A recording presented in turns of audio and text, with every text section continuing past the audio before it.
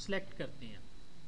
अब जो रिकॉर्ड हमने टेबल में दाखिल कर दिए हैं उसको हमने देखना है। देखने के लिए स्टेटमेंट क्या होगी, सेलेक्ट, और हम सेलेक्ट स्टैटिक कर लेते हैं, सारे निकाल के लाओ, तो हमें देखते हैं कि वो सारे उसमें हैं या नहीं। डबल क्लिक करें, इसके पीछे कोड हम लिख चुके हैं। उसी तरह SQL की कमांड को चलाएंगे, SQL चलेगा। इसके अंदर अब जो नई चीज़ आ रही है वो देखेंगे, ये चेंज स्टेप है, न्यू स्टेप।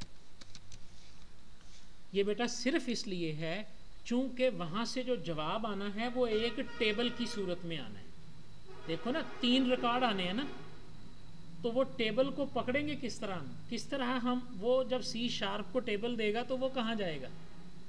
उसके लिए हमने ये डाटा रीडर के नाम से एक ऑब्जेक्ट को लिया। ये reader SQL data reader object का नाम, ये ऑब्जेक्ट क्रिएट हो गया।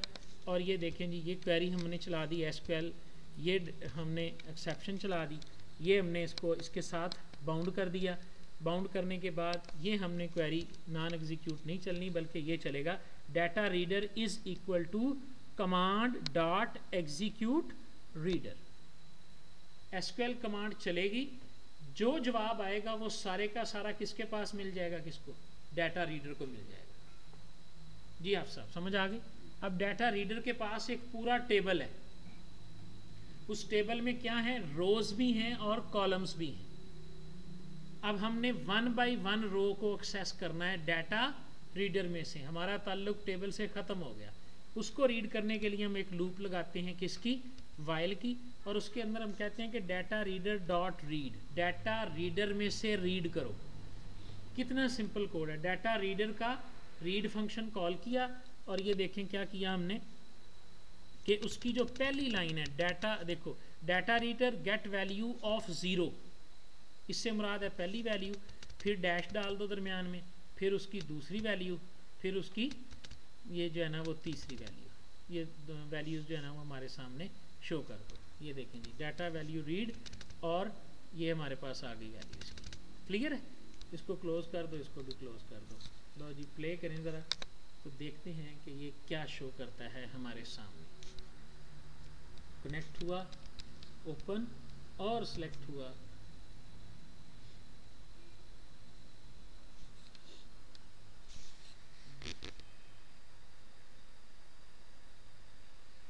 चलाओ यार, या तो कोई एरर मैसेज आएगा, फिर इसका मतलब है एक्सेप्शन में कुछ लिखा हुआ है या नहीं। ट्राई, कैच और एक्सेप्शन, क्या, अच्छा अच्छा, उसके अंदर, हाँ जी देखें, इसमें ये रीड वाला है और ये गेट वैल्यू 0 है। सिंपल है, ये 1 कर देंगे तो वो जो भी उसने रिकॉर्ड रीड, अच्छा ये डाटा रीडर पूरा टेबल है, गौर से सुने। डॉट रीड किया तो एक रो मिल गई, एक रो। उस रो में गेट वैल्यू ऑफ 0 से मुराद है पहला सेल, गेट वैल्यू ऑफ 1 से मुराद है दूसरा सेल, गेट वैल्यू ऑफ 3 से मुराद है तीसरा सेल। इस बात की समझ आ गई या नहीं। हाँ जी, 0 से करता है, ऐसे ही है, यही इसका मतलब है। अब यही मतलब है ना इसका। अब इसी चीज़ को अगर हम ये जो चीज़ है, इसको अगर हम टेक्स्ट बॉक्स में शो करवा देंगे तो ये वैल्यूज़ हमें मिल चुकी हैं, जस्ट हमने उनकी टेक्स्ट बॉक्सेस की वैल्यूज़ को असाइन करना है हमने। ये सारा कुछ समझ आ रही। यानी यहीं पे अगर मैं, इसी लाइन है ना, ये लाइन है, इसके जाते हैं हम, शुरू में आ जाते हैं, वो जो टेक्स्ट बॉक्सेस हमारे पास पड़े हुए हैं। फ़र्ज़ करो हम यहाँ पे जो है ना वो 3 टेक्स्ट बॉक्सेस और लगा लेते हैं शो करवाने वाले, ठीक है। मैं सिर्फ समझाने की खातिर अलहदा लगा रहा हूँ ताकि आप कंफ्यूज ना हो।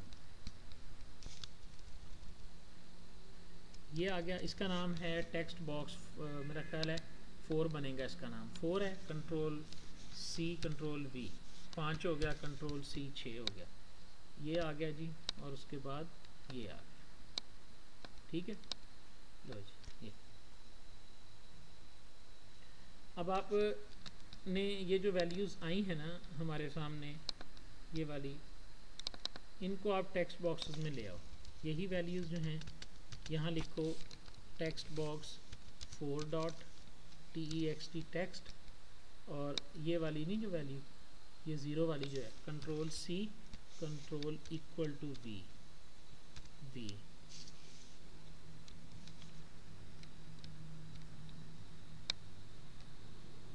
कंट्रोल सी और control V dot to string, क्योंकि ये इंट की वैल्यू होगी। पहले टेक्स्ट बॉक्स में वैल्यू सेट होगी, हाँ जी शो होगी, टेक्स्ट बॉक्स में शो होगी। Text box 5 dot text is equal to database get value of 1, ये नेम है, ये तो ऑलरेडी स्ट्रिंग है, ठीक हो गया। उसी तरह text box 6 dot text equal फिर वही वैल्यू, और इसमें तीसरा सेल आ जाएगा 2 के नाम से। ये भी क्या है, नंबर है ना, और टेक्स्ट बॉक्स स्ट्रिंग को लेता है तो इसको भी हम 2 स्ट्रिंग कर देंगे। हाँ जी, हर दफ़ा क्या करेगा अब ये, इसमें क्यों एरर आ रही है, हाँ? लूप कर दें, चले 2 स्ट्रिंग, इसको भी नहीं 2 स्ट्रिंग कर देते हैं जी, इसको शायद उधर से हो। चलो लो जी, अब इसको किया हमने, कनेक्ट किया, कनेक्ट करने के बाद अब ज़रा देखिएगा, सेलेक्ट किया मैंने, उधर भी शो हो गया, ठीक है ना, ये पहली दफ़ा। अब इसमें दूसरा रिकॉर्ड है तो इधर भी वैल्यू अपडेट हो जाएगी, उसमें भी वैल्यू अपडेट हो जाएगी, ठीक है जी। फिर ओके करेंगे, ये आखिरी रिकॉर्ड है तो ये ख़त्म हो गया। अब रिकॉर्ड इसमें एक और डाल दो, 3 3 3 और सी सी सी, ठीक है जी, और ये 3 3 3 इंसर्ट करें, डाटा इंसर्टेड, दोबारा से सिलेक्ट करेंगे, वही 1 1 2 2 एंड 3 3। हाँ जी, क्लियर हो गया ये, ठीक है जी। अब किसी का भी कोई क्वेश्चन है तो पहले पूछ लें, फिर